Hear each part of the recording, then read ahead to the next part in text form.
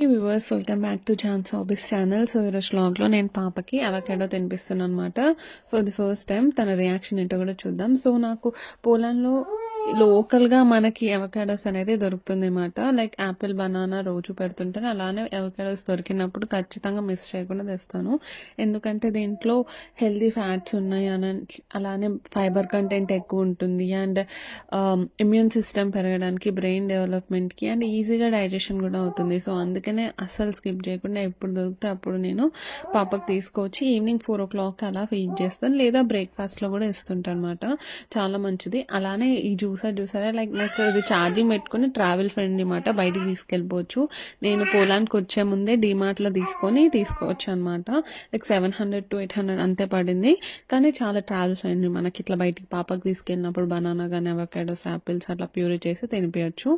So అలానే ఒకవేళ ఇది చప్పగా ఉంటుంది కొంచెం అక్కడ, సో స్వీట్నెస్ కావాలనుకుంటే ఖర్జూర యాడ్ చేసి కూడా పెట్టచ్చు. బట్ నేనైతే అలానే పెట్టాను అనమాట, ఏం యాడ్ చేయలేదు. తనకు కూడా నచ్చింది, యాక్చువల్లీ బాగానే తింటుంది.